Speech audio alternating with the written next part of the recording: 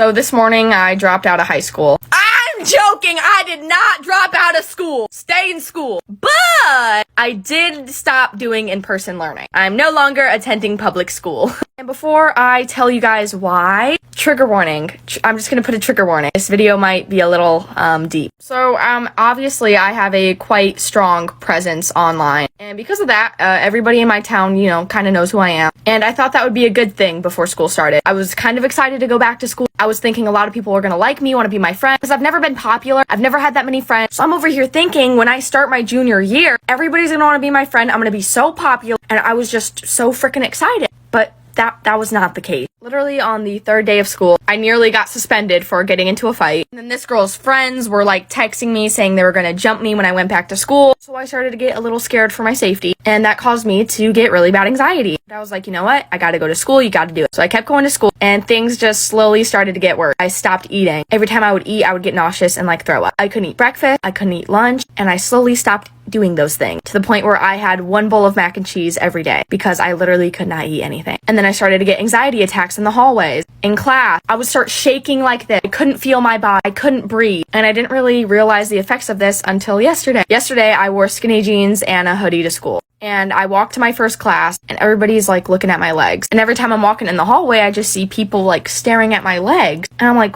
that's a little weird. So I go to the bathroom and I look in the mirror and I realize that I had lost a lot of weight. My legs looked like toothpicks and I literally just started crying. I did not realize the effects that the anxiety had on my body, the toll it had. So I end up going home early and I start talking to my dad and I'm sitting there crying and I'm like, Dad, I don't feel like myself anymore. My whole life I've been a mentally stable person. I've never had depression. I've never had anxiety, but now I'm having anxiety like never before. I can't eat anymore. And my dad was like, yeah, this is an issue. So he offered the idea of doing online school. And I was like, I have to. I can't risk my mental health for public school. So today, me and my mom went to my high school and we went into the office and we talked with some of like the higher ups, the guidance counselors, all those people. And I got signed up for virtual school. I sat down in their office and I told them the situation and they were like, yeah, you're gonna have to do virtual school, honey. You're not coming back here.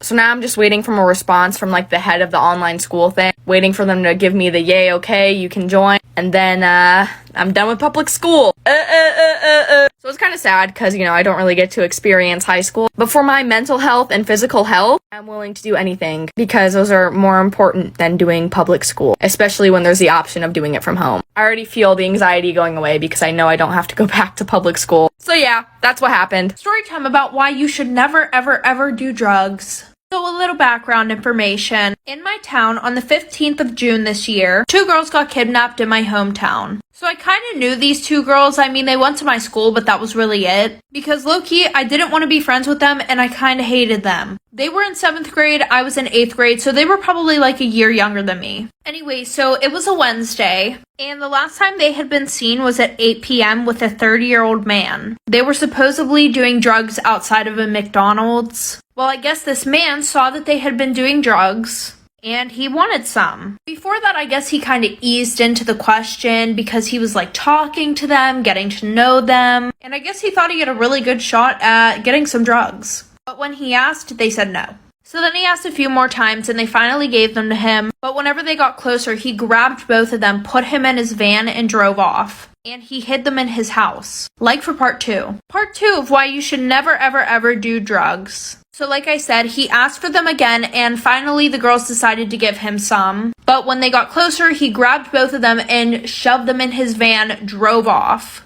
Well, he ended up driving to his house and decided to hide them there. Well, one of the girls' aunts posted something on Facebook saying that both of them were missing. And soon, the news made an article that literally said, drug addict and her friend gets kidnapped.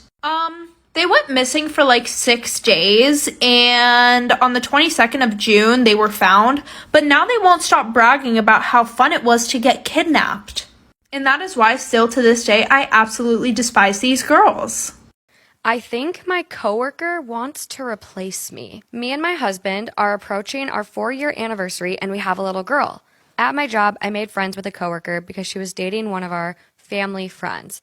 After a few months, they broke up. So, to show her we weren't just friends because she was dating a mutual friend, we invited her over a few times. Everything seemed great until one specific event happened, setting a weird pace for our relationship.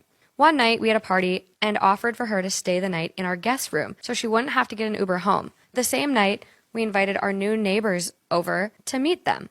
I'll come back to that. Anyways, everyone was pretty wasted, and I got a little too crazy and decided to call it early. I left her and my husband alone, thinking nothing about it. I trust my husband. Well, after a few hours, I woke up to my husband still not in bed. So I went looking for him. I found him laying on our floor in the living room with my coworker on the couch chatting. Something didn't seem right, so I told them they should both go to bed because me and her had to work in the morning. Next morning, my husband made breakfast for all of us, and I was feeling hungover, so I was sluggish. She was asking me questions about my husband and what he does around the house. After breakfast, I had put my daughter on the floor to walk around and play.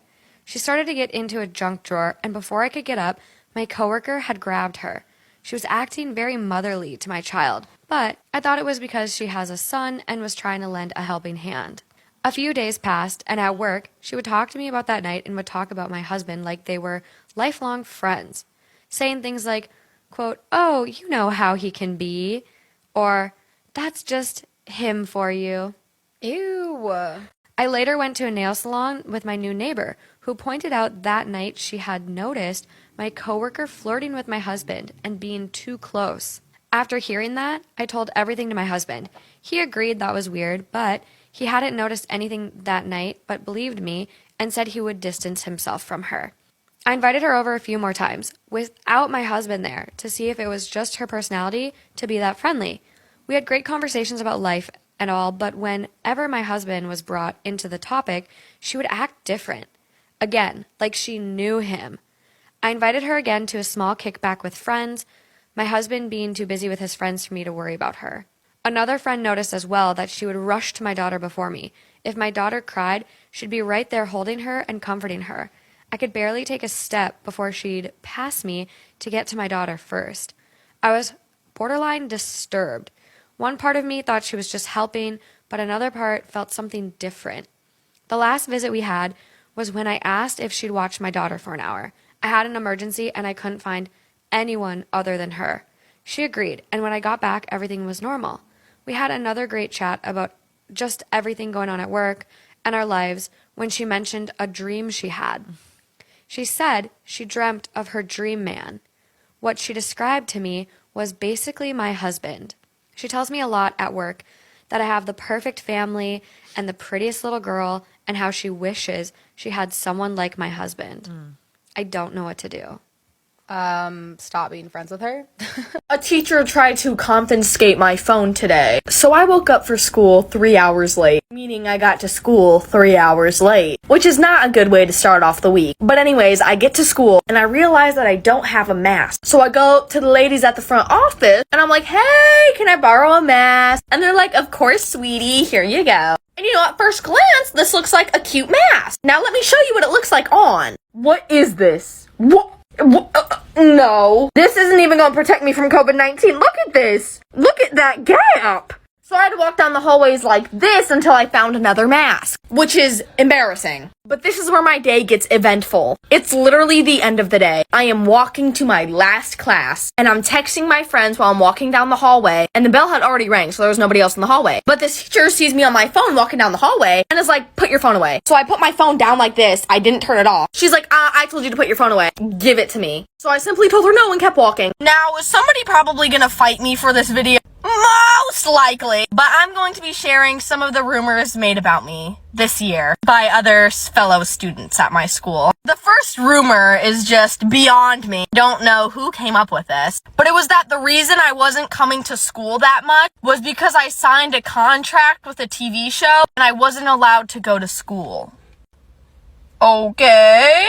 But yeah, and people believed that, okay? Another girl made a whole Facebook post about how I took a picture of her in class because my phone was a little too high up. What? Another girl who I literally don't know said I was a pick-me girl because I make story times on TikTok. Another one was that I got into a fight at school and got knocked out. Huh? The fight part may be true, but I was not knocked out, man. Where are y'all coming up with this? So yeah, that's my life. LOL.